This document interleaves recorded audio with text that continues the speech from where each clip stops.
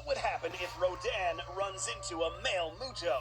In this video, we will discover the outcome of an encounter between these two monsters. On one end, an invasive species whose main objective is to kill, feed on radiation, and destroy. On the other, a giant volcanic and reckless titan whose loyalty lies only with the strongest. We will discuss each battle attribute, compare them against each other, and see which of these titans deserves to survive and who deserves to die. So sit back and get comfortable as you witness our very first fully airborne battle to determine who is the next ruler of the skies. Before we begin, we want to give you a real quick introduction to our sponsor, Dragon City. Available on Android, iOS, Windows, and Amazon. You can download it by clicking the link in the description. And as the name suggests, you will be training and fighting dragons. This is how you make them feel more powerful. It's kind of like having your own dragon stable. You take 2 dragons, breed them, and then these guys are basically going to let you do the parenting, which means you now hatch and feed this guy and basically make sure it's alive. You will later train this dude by throwing it in the arena to battle it out against other dragons to make them more powerful. Just make sure you don't use the same builds. Titanus Rodan is a well-known winged titan who is portrayed in the Monsterverse with many of the anatomical features as a pteranodon. Except this titan is biovolcanic, meaning that its anatomy shares the same attributes as volcanoes. Molten rock flows through its interior, meaning that its musculature is made from fibers that are especially adapted to withstand high heat. Rodan measures 154 feet in height, though it is important to notice that this is a slouched height, meaning that if this titan decides to stand more upright, it could gain another 70 feet or more in height. This measurement is nothing compared to its 871-foot wingspan, with enough surface area to displace enough air and maximize forward thrust, which is good since this titan weighs a whopping 39,000 tons. The male Muto is a very different titan, known to measure more than 200 feet in height while standing and carrying a wingspan of approximately 350 feet. But in the film, we see that these wings can actually be spread in a wider pose, bringing this figure closer to around 450. Do not let this slender build fool you, as it is estimated that this creature can be anywhere between 16 and 20,000 tons. Although this Muto looks very insect-like, it's confirmed by the visual effects artist that the Mutos would classify as mammals because they have flesh, bones, and muscles. This doesn't necessarily make them mammals or insects, but most likely a whole new class of creatures.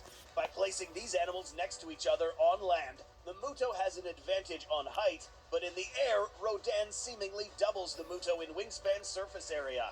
But will this even matter in the upcoming battle? Let's now enter the analysis platform. Break up with sinus symptoms with just 1 dose or your money back. Mucinex Sinus Max. Let's now enter the analysis platform. Durability.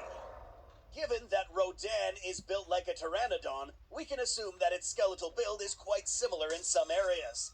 This light skeletal build was actually pretty durable, as it was able to withstand a 141,000-ton titan crashing into its skeletal frame.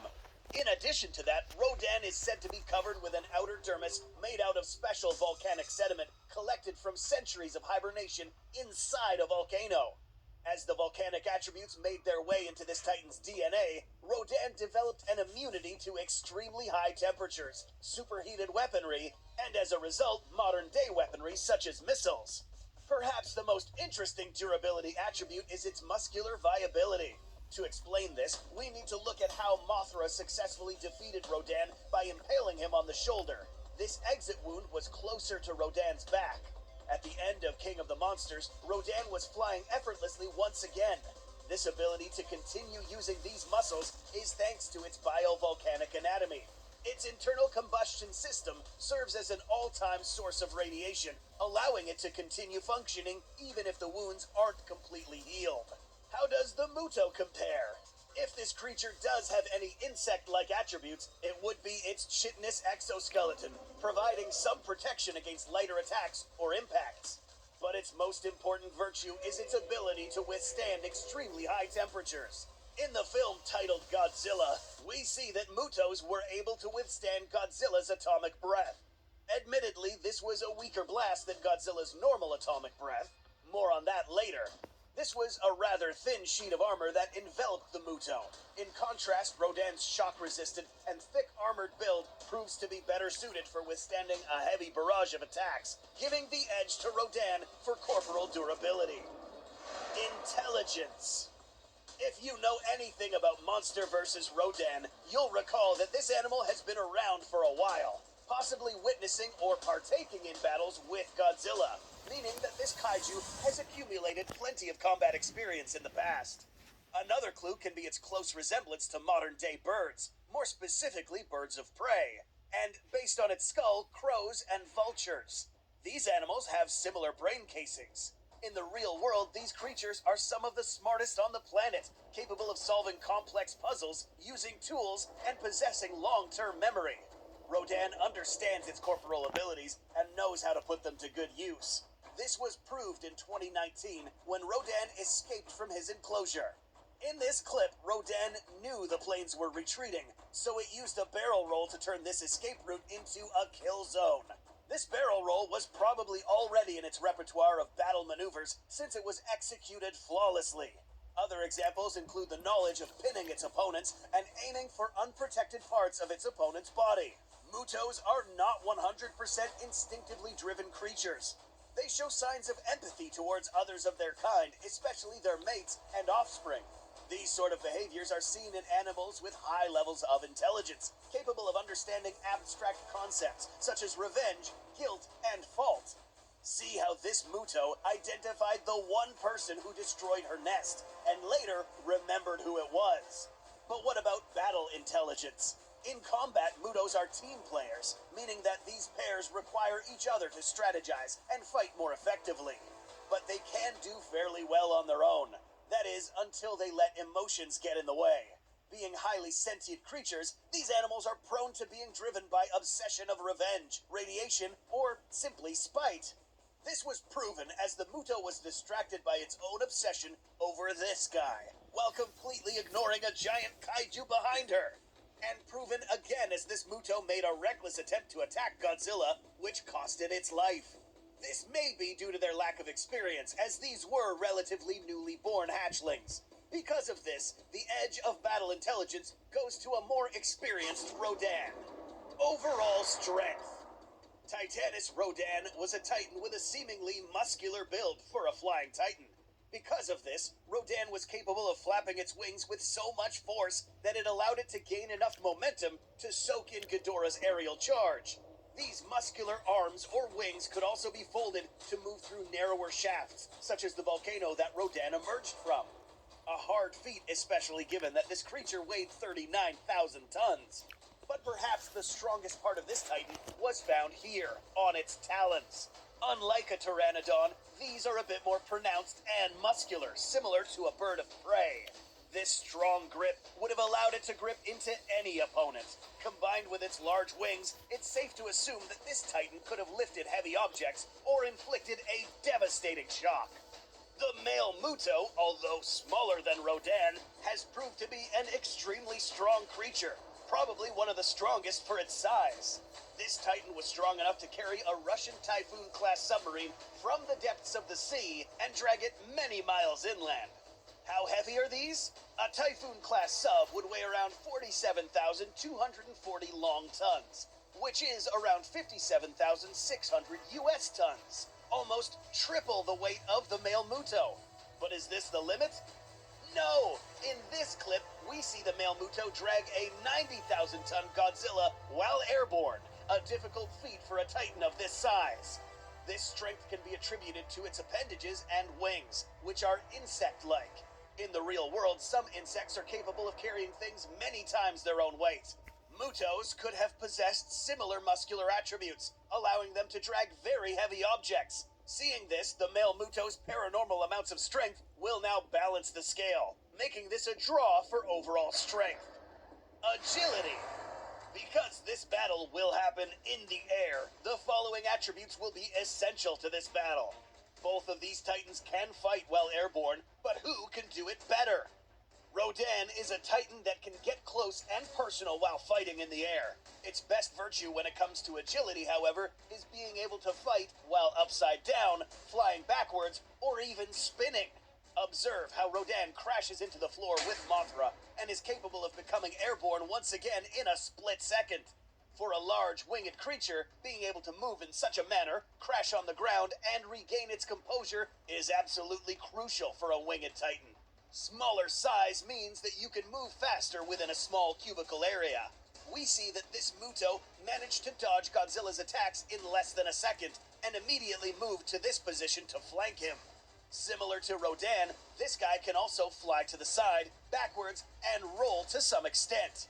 Compared side by side, however, these maneuvers were executed faster by one of these titans. And by analyzing the speed of which these are executed, Rodan once again comes out on top when it comes to battle agility.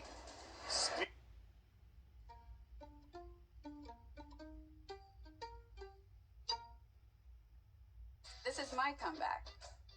Start yours at purdueglobal.edu. Speed. This is the next essential attribute. Perhaps Rodan's best known talent is being able to fly at supersonic speeds, able to catch up to F-35s and Hornet fighter jets, and seemingly faster than the Argo. The fact that this guy can surpass the sound barrier means that wherever this guy goes, a sonic boom will follow. But why does it have to move so fast? Well, given that Rodan is a dense volcanic creature, moving at higher speeds is imperative to stay airborne. This animal can control its speed, flying slightly slower when it wants to. An advantage of moving at such speeds is also creating enough momentum to cause devastating damage to an opponent. The Muto can also move fast, but not Rodan fast. The fastest this guy can go is when it's plummeting through the air from a high altitude. But against Rodan, this is an unconventional way of attacking. The fact that Rodan can outspeed a male Muto while going in any trajectory gives him the edge in overall speed. Now let's get into the fun stuff. Bite effectiveness. Unlike the past incarnations of this titan, this Monsterverse rendition of Rodan does not have any real teeth. But it does have many serrations on its beak that allow them to inflict as much damage. Rodan does not necessarily bite like any other animal. Birds of prey with this pointed beak structure tend to rear their heads upwards and hack down on the victim, leveraging the sharp hooks on the tips for maximum piercing power. Once these hooks are in its victim, Rodan would simply close its mouth, ripping any flesh caught in those hooks.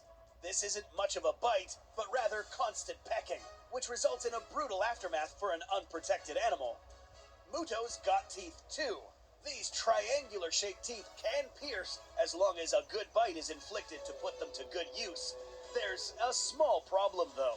Compared to Rodan's large head, the Muto cannot open its mouth wide enough to land a significant bite anywhere on Rodan's body.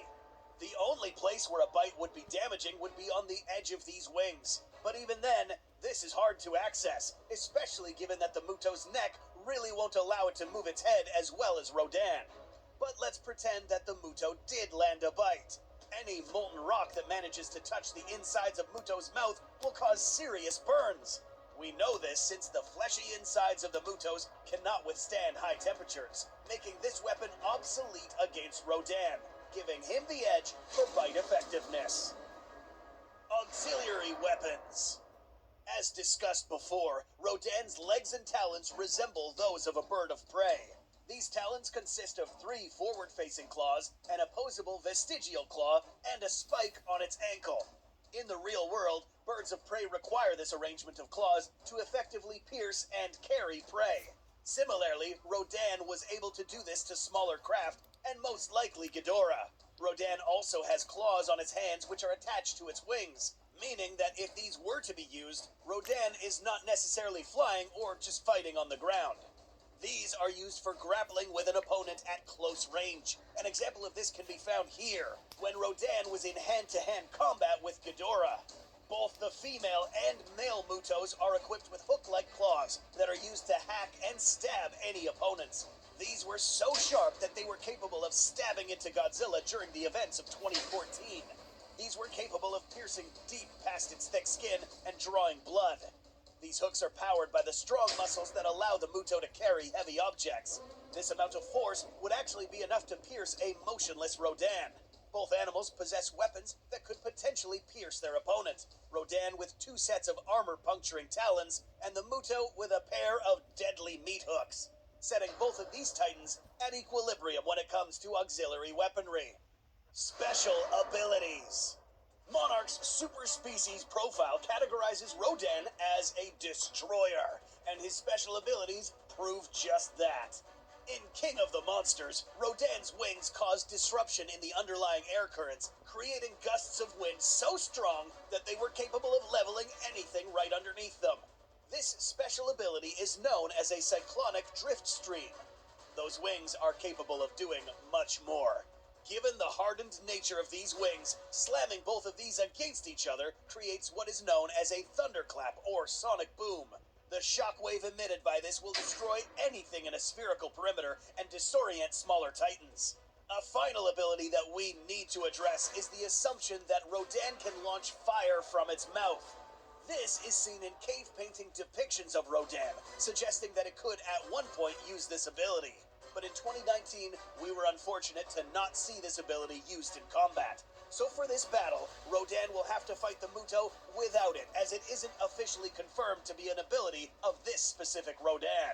Mutos have an ability that isn't found in other Titan species: EMPs. These electromagnetic pulses are potent enough to shut down all electronics in a 5-mile wide radius. But that's not all. This EMP can also be strong enough to snuff out the devastating effects of Godzilla's atomic breath, which is why Godzilla's atomic blast looks weaker in 2014 than it did in 2019. But what can this do against Rodan? While it's true that EMPs do have a direct effect on flames or plasma, we must take into account that these pulses do not affect living organisms. As we can see here, this EMP was emitted with humans standing only meters away, and they remained relatively unharmed. Similarly, Rodan, along with its bionuclear build, would also remain unharmed. But he would most likely feel something. But because this EMP wouldn't have a fatal blow against this opponent, Rodan's Thunderclap gives him the edge when it comes to special abilities. Now let's dig into the final attributes that could determine the outcome of this battle. I'm your overly competitive brother. Check. Psych. Really? Dude, that's a foul! Now you're ready to settle a score. And if you don't have the right home insurance coverage, well, you can end up paying for all this yourself. So get Allstate. Come of this battle. X Factor.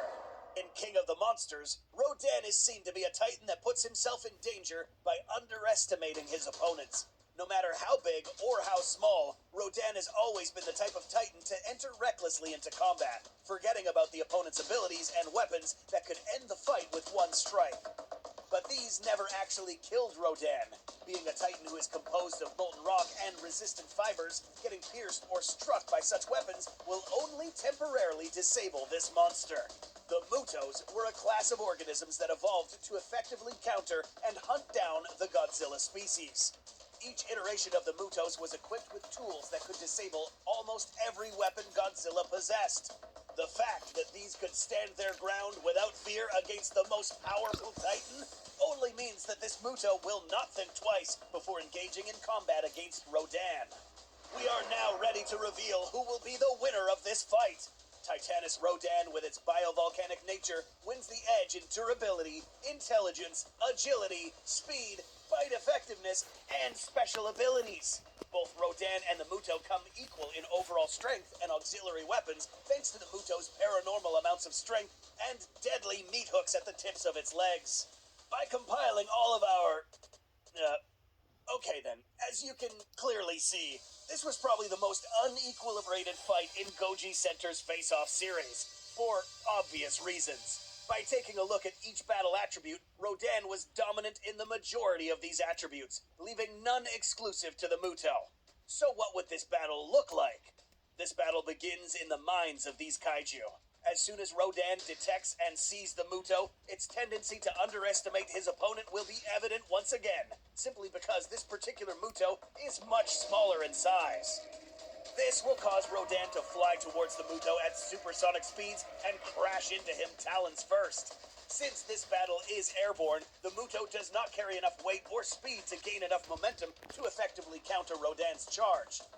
But would he get impaled by Muto's hooks upon impact? Probably not. These would most likely snap upon engaging with Rodan's hardened body slamming against it at high speeds. The problem with these is if they don't break, Rodan's tendency of being up close and personal in aerial battle will make these obsolete.